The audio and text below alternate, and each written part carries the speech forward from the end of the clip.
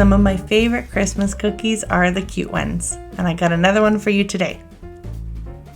So we're going to do our snowman cookie, and notice that it's on a circle cutter again because I like to keep it simple.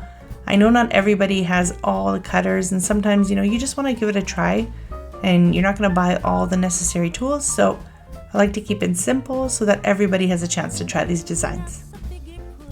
And I'm just going carefully, and as I come to the end here, I slowly lower my bag so that I can touch down where I started. Takes a little bit of practice, and sometimes if you go too high for too long, when you come back down you've overlapped your cookie, but that's okay. If that happens, it'll be covered by the flood anyway, so don't worry too much about it. If you're having a hard time outlining your cookie right on the edge, that comes with practice. When I first started, I had a really hard time with that. And so I would kind of outline a little bit inwards of the cookie. So again, it comes with practice. This is how, eventually you might be able to do it. But if you're just starting out, or this is, your first or second or third set, don't be too hard on yourself. Just do your best. And just every time you do a cookie set, you'll get a little bit better and a little bit better. So here I'm flooding my cookie with my white icing.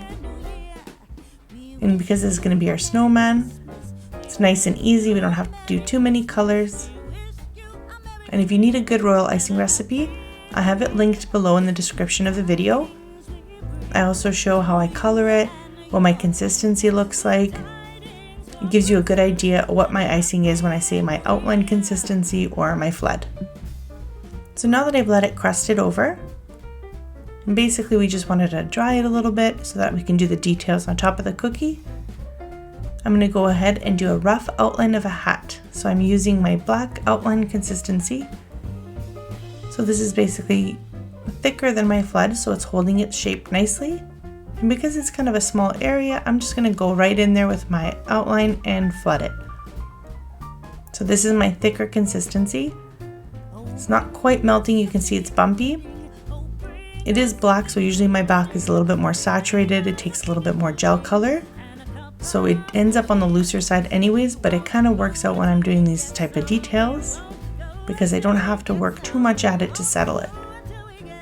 But it does take a little bit more time. If I were to flood this whole cookie using this consistency, this thick consistency, it would be really, really hard to smooth it out.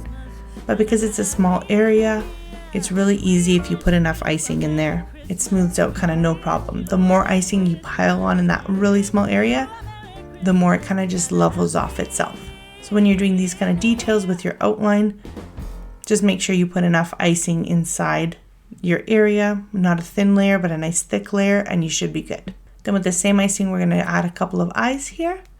Normally, because I'm working with the black icing, I would go from his eyes to his mouth.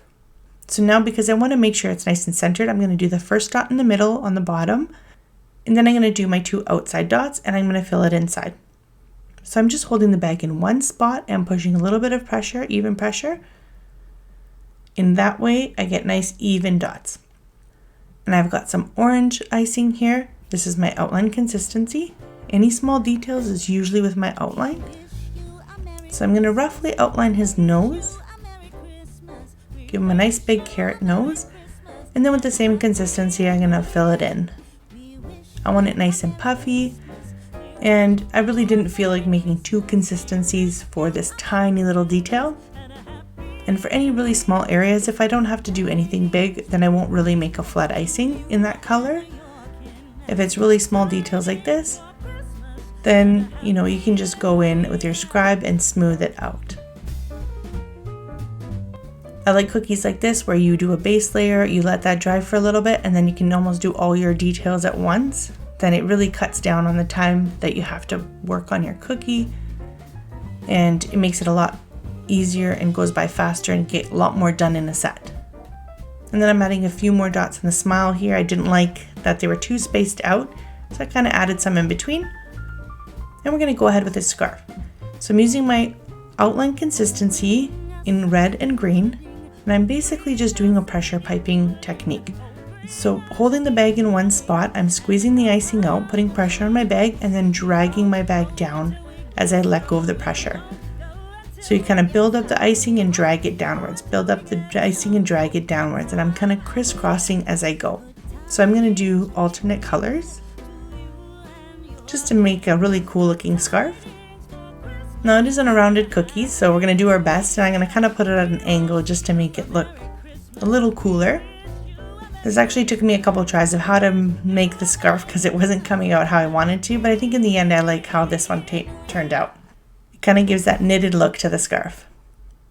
This is a really cool technique. It's a great technique for like greenery or adding kind of leaves and things like that to cookies, or going for that knitted look as well. You can kind of layer these beside each other and give some texture to your cookies.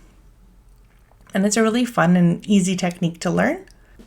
These type of things I like to practice on a paper towel first a couple times just to get the feel, and then, go ahead and do my cookie.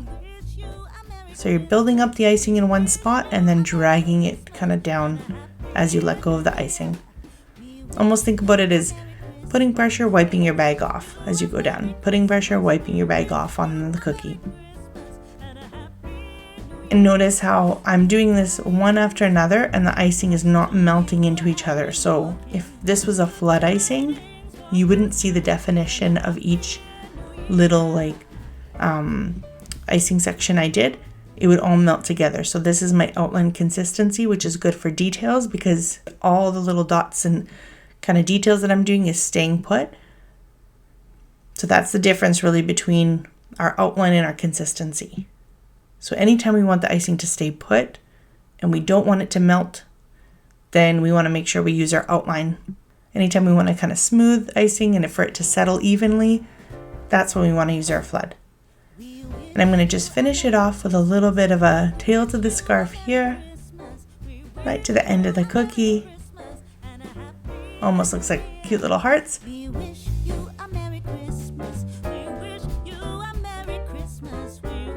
I think he ended up really adorable.